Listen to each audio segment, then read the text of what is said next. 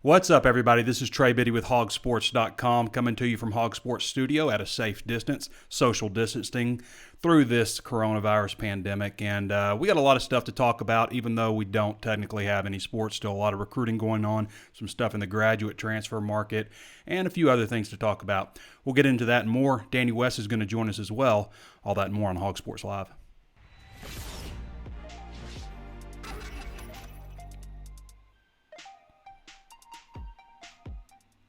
Before we get started, of course, I want to remind everybody there's plenty of ways to watch and listen, always streaming on Facebook Live, hence the name Hog Sports Live. Be sure to follow the page if you haven't done so already so you're notified anytime we come out with a new show. And, of course, all of our free content, we put all of that on Facebook, just free content on Facebook. So you make sure you want to check that out and hit the follow button. Also available on YouTube. Be sure to subscribe to the YouTube channel, hit the notifications bell so you're notified anytime we upload new videos, and throw us a thumbs up if you like the content. And feel free to interact, share the video. All of that stuff certainly helps those algorithms and bumps our channel to the top. Also available on Apple Podcasts. If you're listening, take some time and throw us a 5-star review. Say something nice if you like the content, and anywhere else you can think of to find your favorite podcast. Also, this is the last day we're doing this. I mentioned this the other day, so I hope a lot of you took advantage of the free VIP day on HawgSports. So all of our VIP content, that not yesterday, but the day before. Was that right? Yeah, the day before, you could access all of our VIP, not only our content, but our premium message boards and all the functionality of the site. So I hope a lot of you took advantage of that. I thought that was a good day to do that. But I've got to mention now, this is the last day, 75% off an annual VIP membership at HawgSports. 75% off, okay?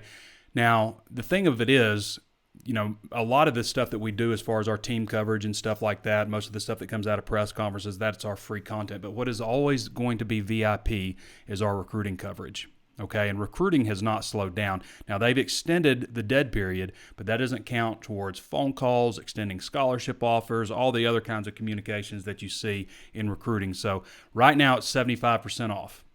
And just to break down what that means, this is a great deal. This is the most we've ever taken off an annual rate. Okay, so 75% off breaks down to 7 cents a day, 52 cents a week, $2.24 a month, $2.24 a month. It's billed at $26.85 for the entire year. There's no promo code. You just hit the link and sign up, and you'll get the deal. So we think this is a fantastic deal, and especially when things come back around. I mean, sports is going to start up again. So when all this happens, you'll be getting a great deal for just 75% off. And then afterwards, you're eligible for other big things when this year passes, like CBS All Access. CBS All Access is commercial free. It's a $99 annual value, and you get it for as long as you're subscribed to HawgSports. So, I mean, that pays for it right there. CBS All Access is a great deal. All right, moving on into sports. Vance Jackson jumps on Arkansas. The grad transfer from Pasadena, California, originally from New Mexico. Prior to that, he was at UConn. Actually had a pretty good freshman year at UConn. I'm not sure entirely why he transferred, but ended up averaging 11 points, 5.3 rebounds, 1.3 assists per game this past season. So, and really even had a better sophomore year. So this is a guy, it's 13.3 points and 7 boards per game. 6'9", I think he's 220. He's a guard. He can shoot the three, 36% or so from three-point range. So this is a guy, I think it's intriguing. First of all, he wasn't necessarily, he was on our radar, but not like among the top 8 guys that we thought Arkansas was, maybe going to get in the grad transfer market, because he'd only been in there 48 hours. He just jumped in. So really intriguing prospect, especially when you think about what's coming back next year. And it's still up in the air on Mason Jones. He has declared for the NBA draft. Basically, you're declaring to test the waters for the NBA draft. That's what that means. He can still come back. And I would expect Isaiah Joe to probably do the same thing and possibly still come back. But say both of those guys do turn pro and don't come back to Arkansas, you're still getting Connor Vanover back, who's 7'3", can shoot threes. You're getting this guy, Vance Jackson, in, who's 6'9" and can shoot threes. J.D. Note added, Bebe added, and then the 4 guys from the high school ranks, and Moses Moody can really knock them down. I mean, you can put 5 guys out there next year, depending on what happens with guys coming back, with 5 guys who can really knock down the 3. That's intriguing. You go from being one of the smaller teams in the country, or I should say in the SEC, not in the country, but in the SEC, to probably one of the taller teams.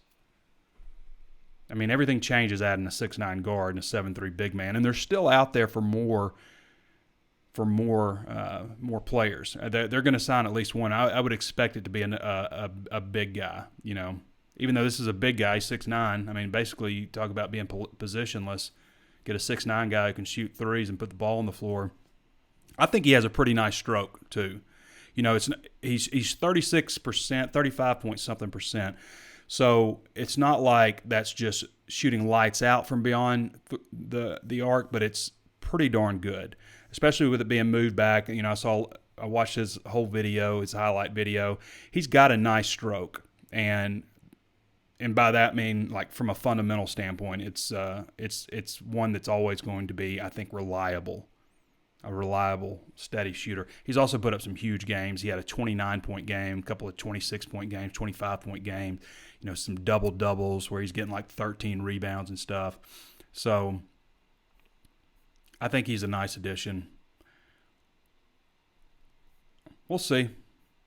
I mean, we thought Gene Silla would be a nice addition last year and really didn't end up playing much. Silla averaged 13 a game before arriving at Arkansas, scored 1,000 points, and just couldn't score at Arkansas. This guy, I think he'll score. How much? If he'll average the same amount, I don't know, but I think he'll score. I want to give Alma Razorback a lot of credit for the work he's done. I mean, he's like staying on top of this transfer stuff. He's got a list. I think it's 30 names of guys that Arkansas has contacted. And we'll talk with Danny West here in a minute because he spoke with Michael Musselman on Tuesday, just kind of talking about their approach in the transfer portal and things like that. But we'll get to Danny in a little bit and talk football recruiting as well. As I mentioned, the dead period has been extended to May 31st. That is when the dead period is supposed to start, basically. So the way the calendar works, you know, we should be on day 5 of spring football for Arkansas right now. This should be day 5. So recruits can, you know, are supposed to be like visiting Arkansas, and, you know, and it's called a quiet period. So they can visit Arkansas, but Arkansas coaches couldn't go out.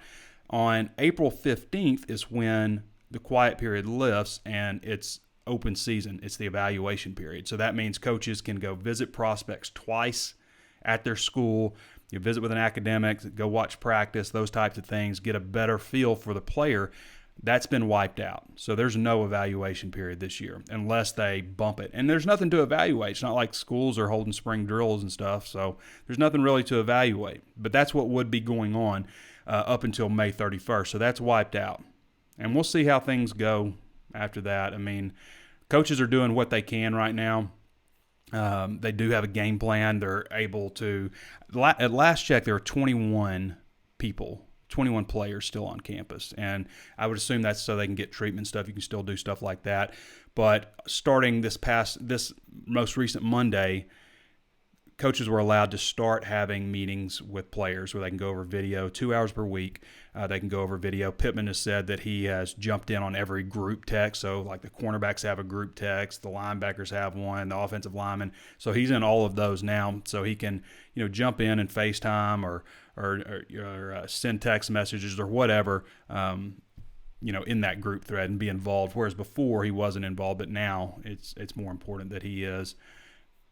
So they're doing that kind of stuff, and they can't get video from the players, but players can put videos on social media and stuff. There's ways around a lot of these rules that they have, but they're doing what they can. They meet every day, 9 a.m. and 4 p.m. As a staff. They just get on Zoom and meet. Pittman's still going into the office.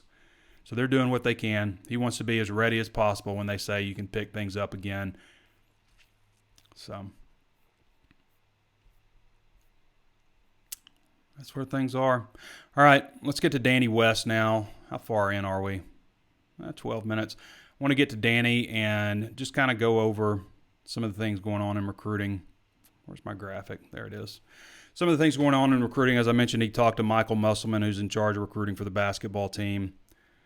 See what what went on with that conversation.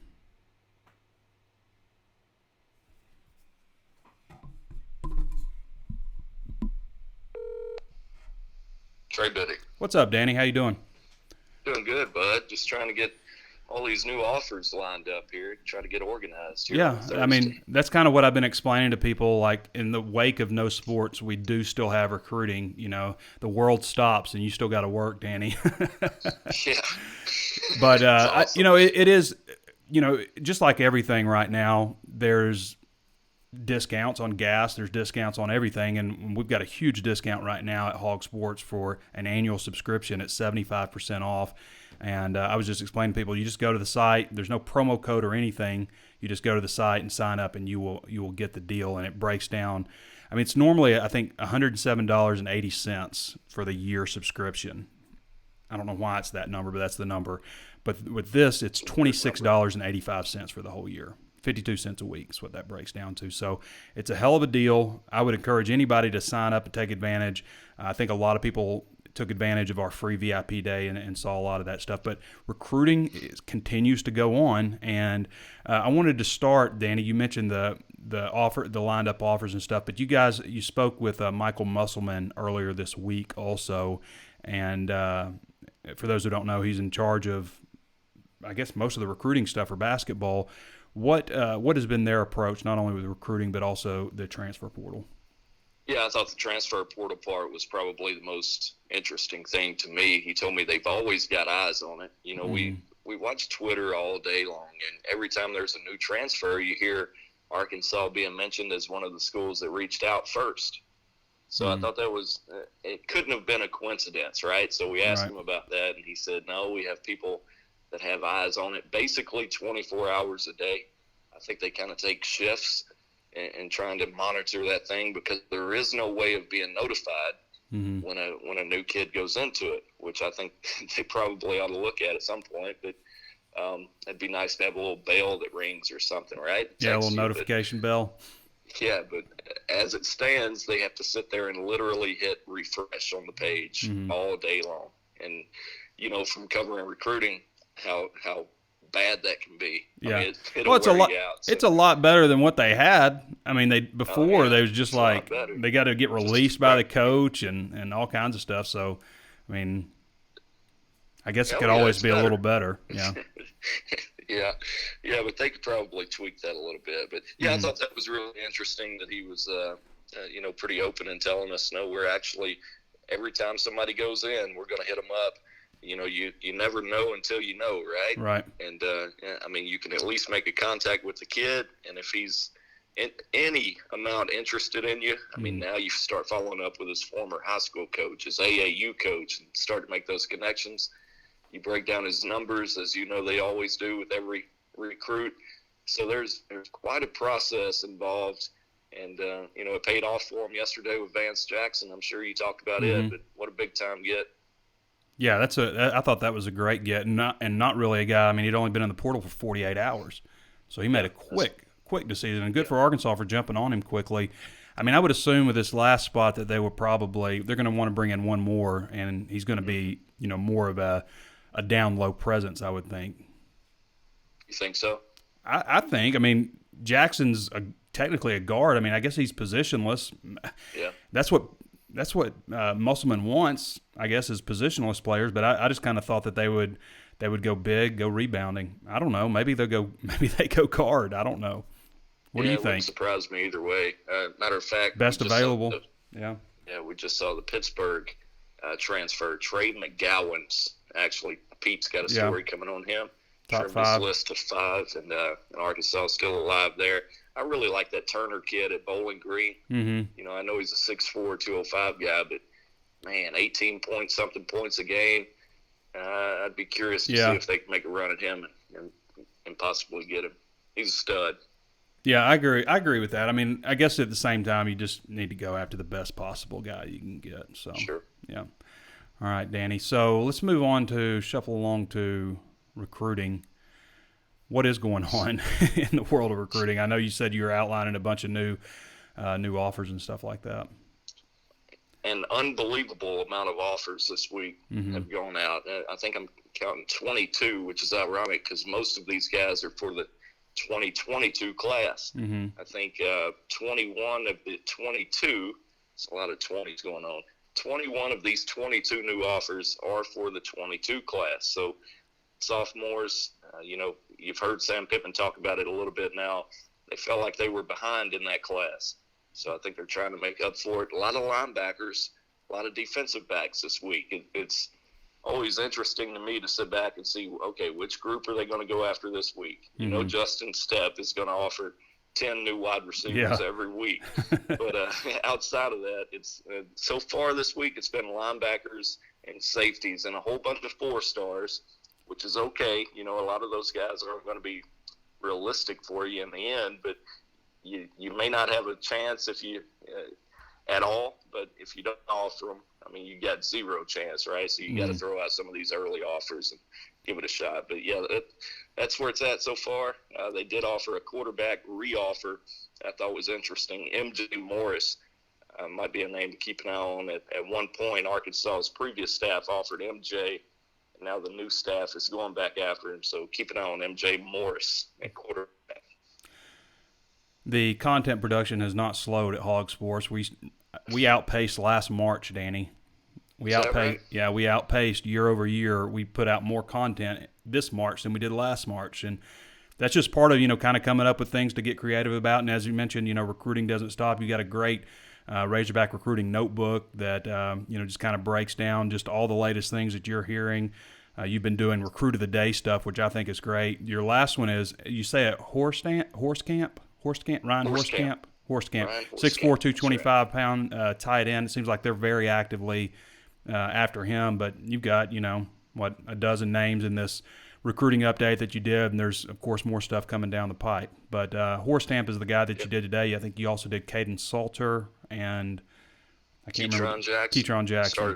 Started off with Keytron on Monday, I think. But yeah, Ryan, kind of an interesting prospect to me. He plays at a high school that runs the ball. He was telling me like 90% of the time. So he's not a polished, route runner, that type of tight end, but he's a really physical guy. He takes a lot of pride in blocking, which I think is, that's what's lacking for a lot of tight ends coming out of high school today. He's kind of the opposite of that, right? So interesting guy. Arkansas offered him, I want to say February 5th, which was really early. Kentucky was the only school that beat Arkansas in terms of Power 5 schools, beat them by a week. And then Arkansas jumps on board with an offer. This kid knows about the tradition here of tight ends with, 2 Mackey Award winners. I think Arkansas now is one of 2 schools that can claim 2 Mackey Award winners. So he's aware of all that. They're going to work they're going to work him really hard. I would expect Aaron Outley, the in-state tight end target out of Parkview. I think he's going to be a guy that we're going to be talking about for a while, but those are the 2 right now that I've kind of got my eye on. A couple of tight ends in this class for sure, right? Got to have them. Yeah, you got to.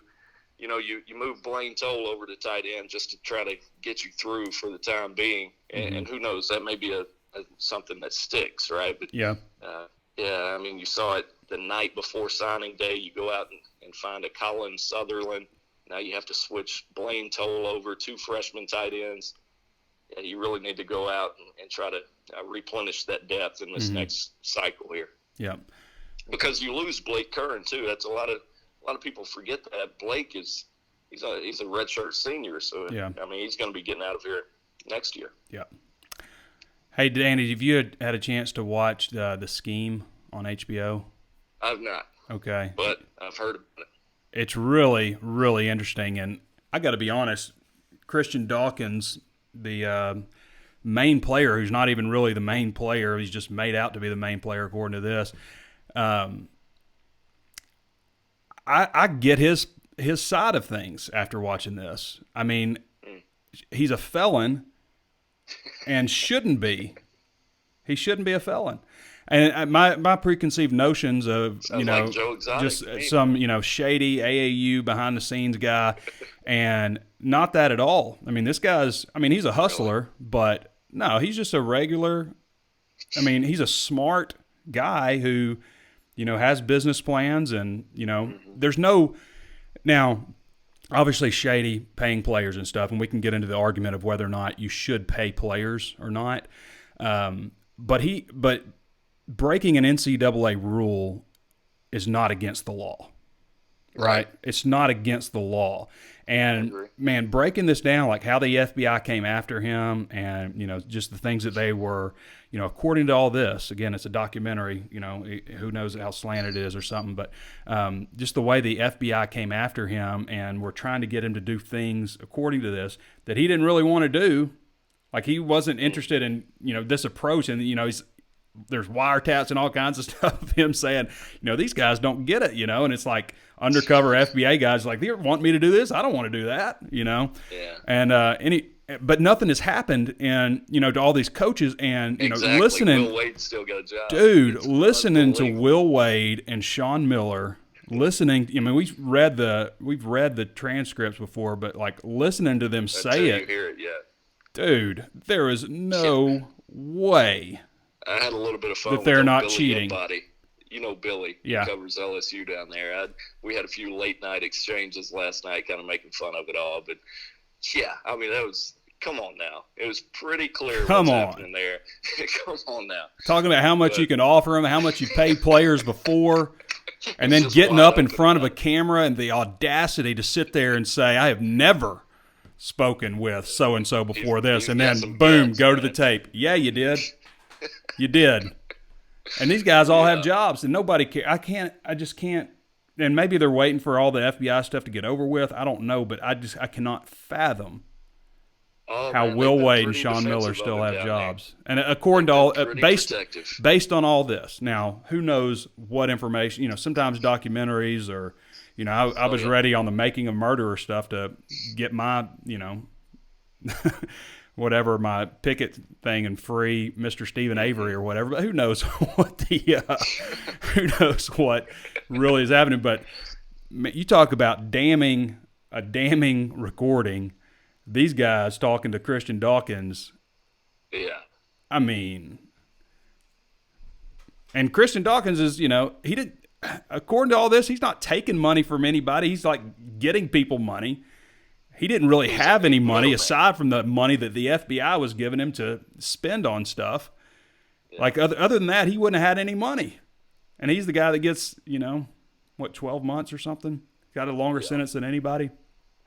And Will Wade still down there coaching, wearing that making shirt millions. Three times too big for him.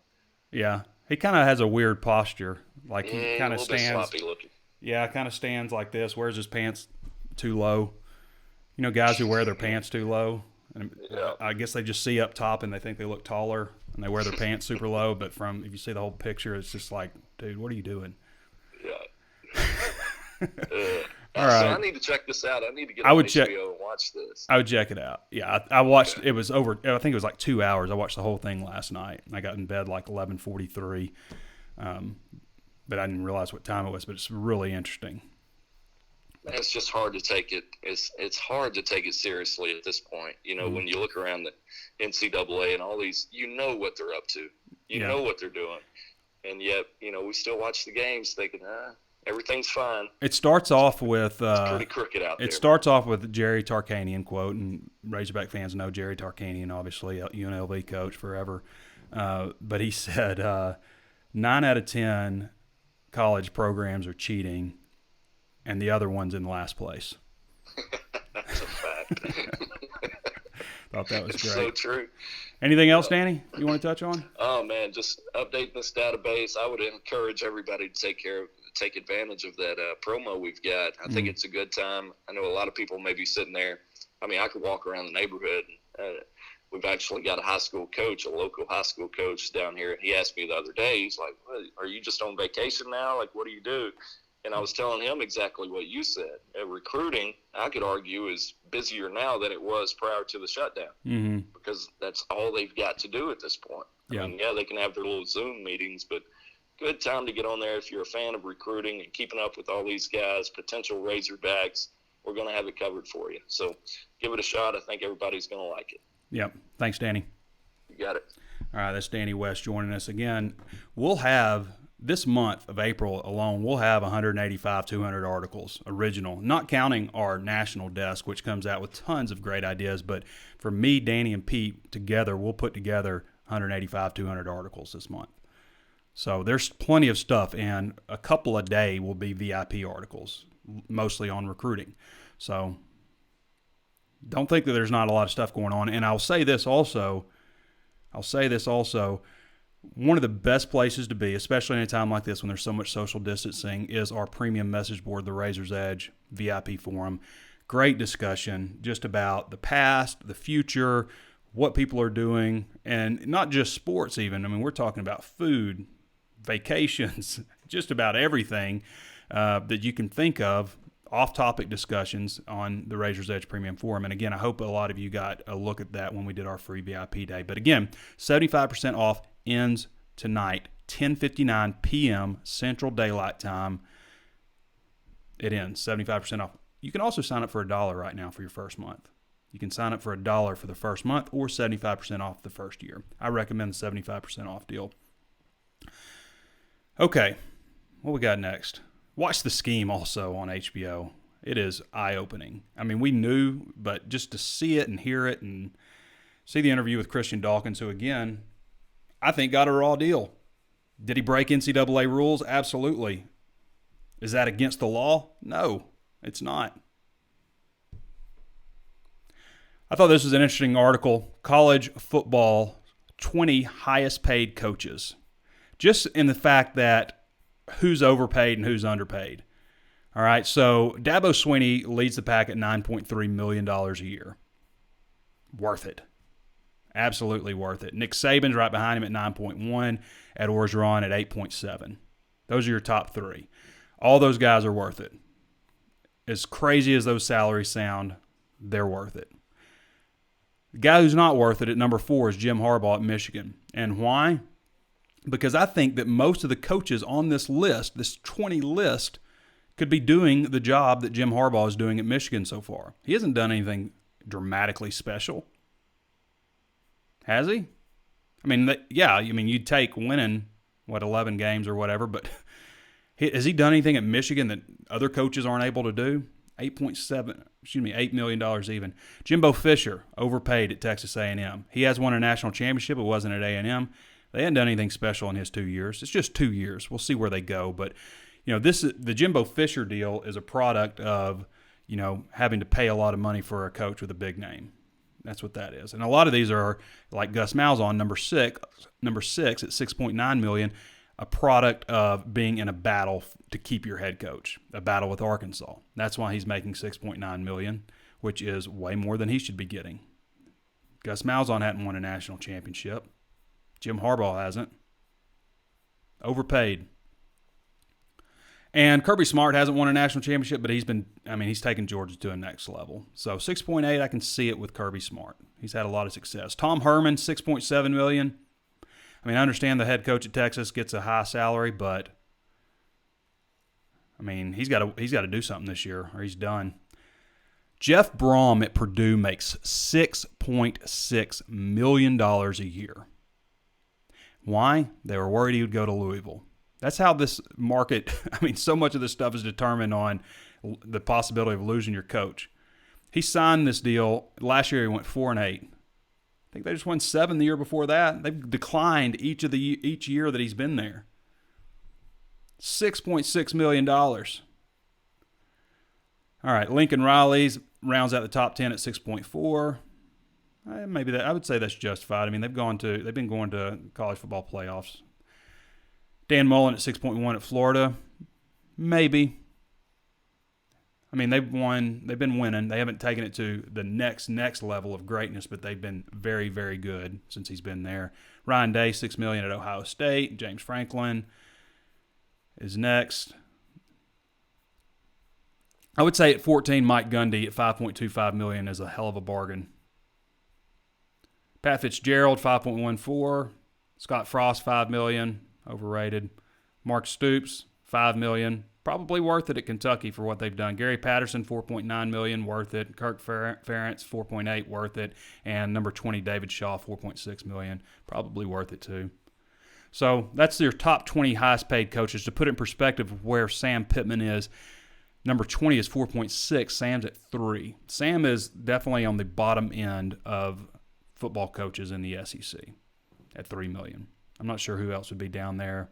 We don't know Vanderbilt, their private school, but $3 million is pretty low. You compare it to like Eli Drinkwitz at Missouri making $4 million, which Barry Odom didn't make that.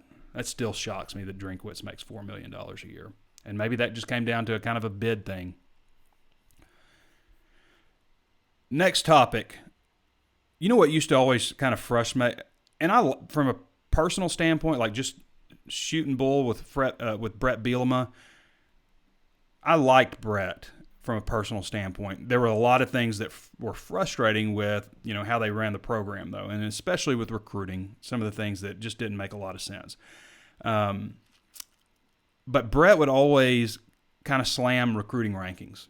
And that was always frustrating to me because I knew the pattern.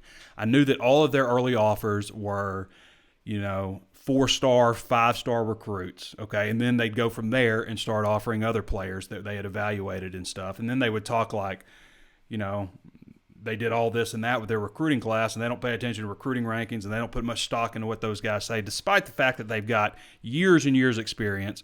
They see these guys up close and personal, and the numbers bear out that they do a good job, even though every school thinks that they're out to get them.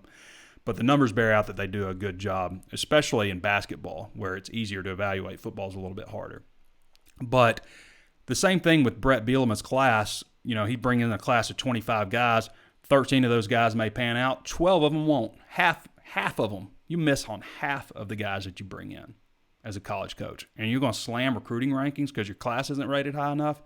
I just never cared for that. I like that Sam Pittman will reference recruiting rankings. I remember Steve Spurrier used to do it a lot. But I don't get, kind of saying recruiting rankings are this and that when half of your class is not going to pan out. And then fast forward to the NFL, because I want to get to this 10 NFL draft busts in the Pro Football Focus college era.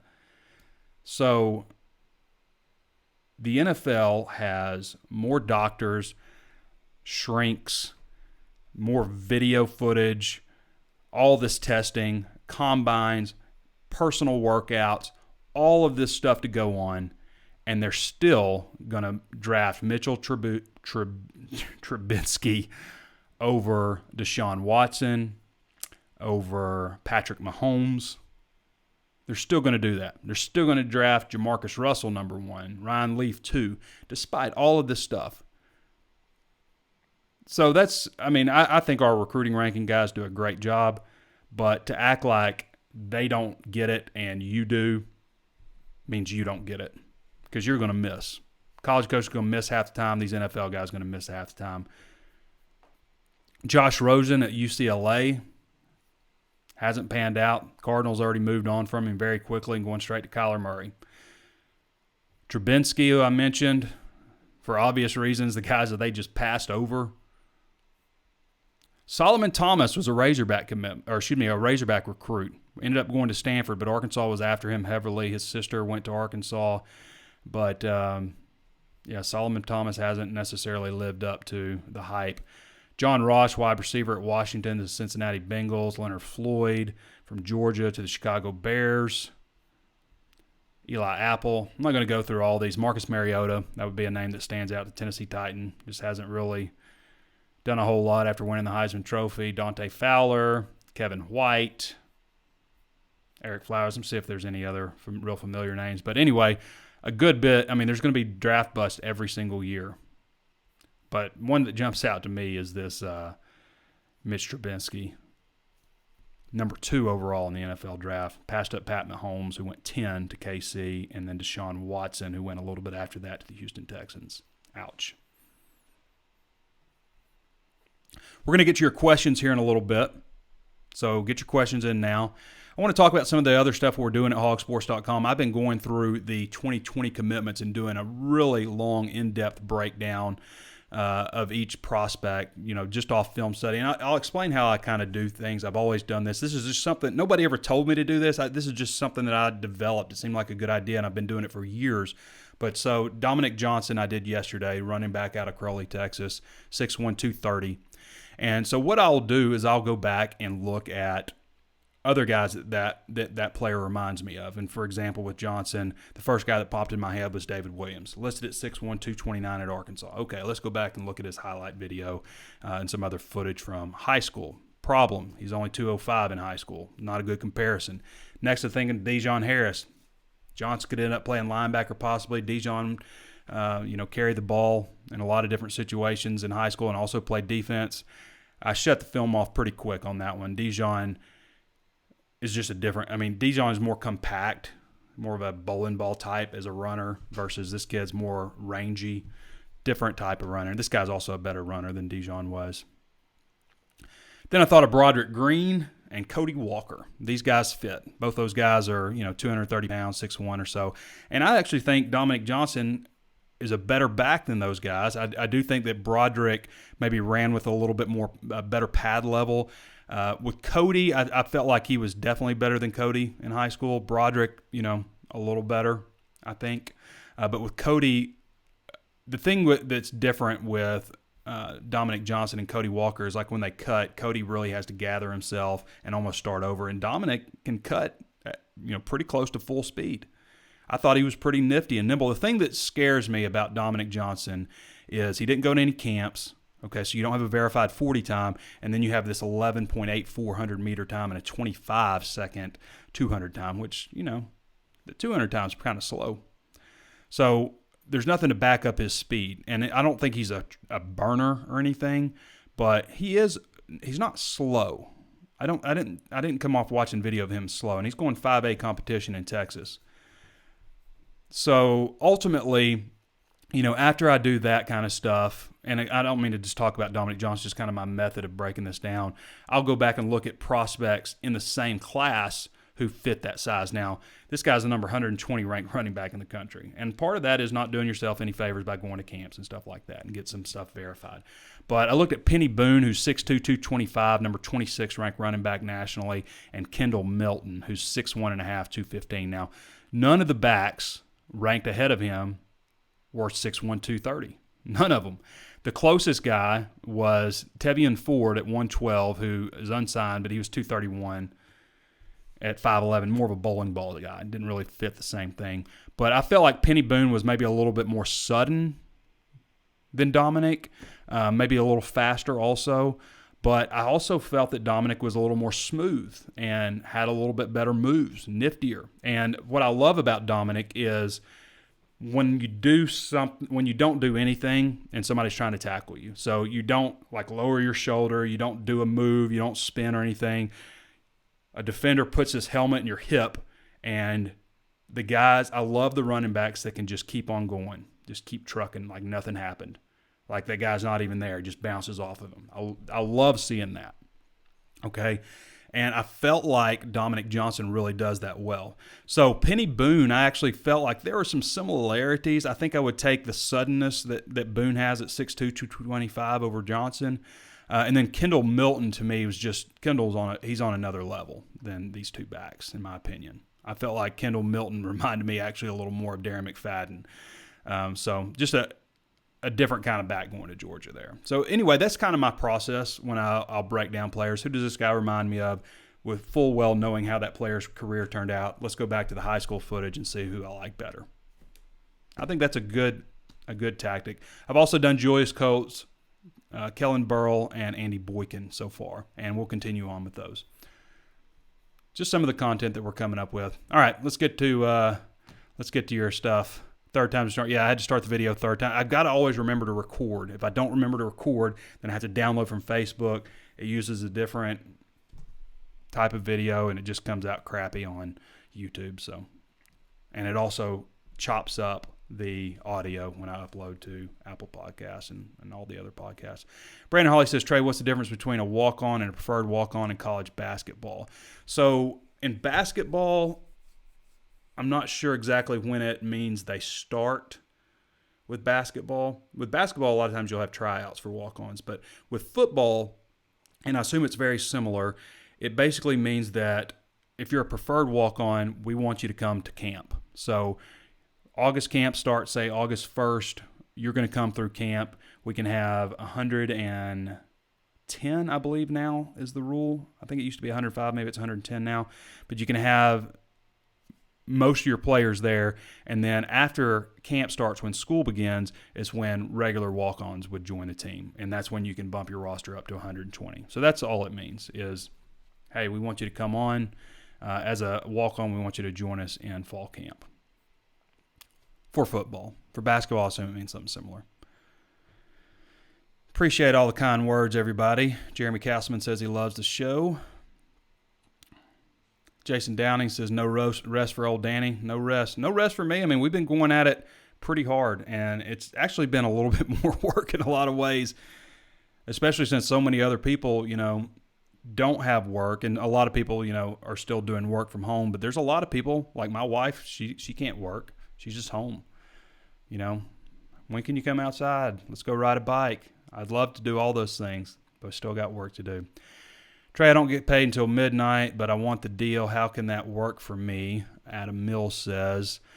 I'm not sure when the charge goes through, Adam, but, I mean, if you have a credit card, you can use your credit card. That's credit card or debit card works. So, Jason Downing said you should bring the aviators back for the Corona. I have the aviators.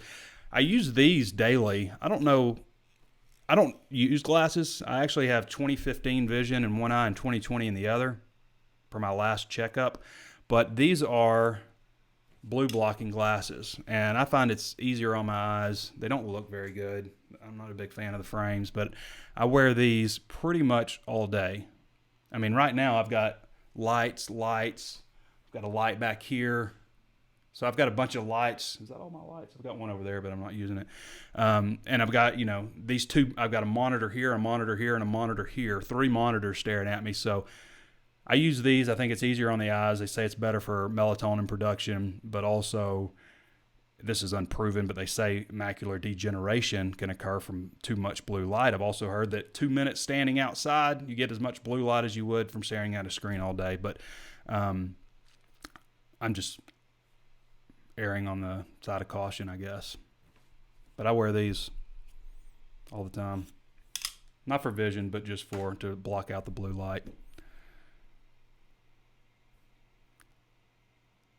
But it's Bowling Green, says Jason Downey. Yeah, and there was, I think Rothstein came out with this wasn't entirely accurate, but none of the non-Power 5 guys that transferred to Power 5 schools who were averaged double figures at their new school last year. But I don't think that was all true. Lynn Summerlin Bullard, hi Mom, says best info around. Appreciate you, Mom. All right, everybody, we're going to go ahead and wrap it up. We didn't get a whole lot of questions today, but there is a lot going on at HawgSports. Again, sign up for the deal. It's $26.80 for the whole year, 52 cents a week, 7 cents a day, $224 a month. Our best deal ever. We've offered some great deals before. We've never offered this one. In fact, I was a little stunned when they told me that we were going to do this one. I was like, is that a little too much? I think we could probably do 50% and still come out pretty good. But this is the deal. This is what the marketing guys say will work. So they feel like this is a fantastic deal. There's still a ton of stuff going on in recruiting. There's still a lot of great discussion going on. So sign up right now, 75% off. Go to HAWGsports.com, click join at the top right. No promo code needed. Just sign up and you will get the deal. Promise you're going to enjoy it. Promise you're going to find some value in that for sure. Of course, I want to remind everybody there's plenty of ways to watch and listen. You can always watch on Facebook. Be sure to follow the page if you haven't done so already, so it pops up anytime we add free content, which we put all of our free content on Facebook. So all of that comes across our Facebook channel. And, of course, you'll be notified anytime these pop up. Also available on YouTube. Be sure to subscribe to the channel, hit the notifications bell so you're notified anytime we upload videos there. And share the content with somebody else. Interact with the video. Throw us a thumbs up on both Facebook and YouTube. Throw us a 5-star review on Apple Podcasts. If you don't mind, take a minute. It really helps. I wouldn't ask this a couple of times a show, but the statistics say the ask helps. So we always ask, and it really benefits us from the algorithms when people are searching for Arkansas Razorbacks and stuff and they say, hey, this show is rated really high. It bumps us up to the top. So please throw us a 5-star review if you haven't done so before. We'd really appreciate that, and say something nice if you don't mind.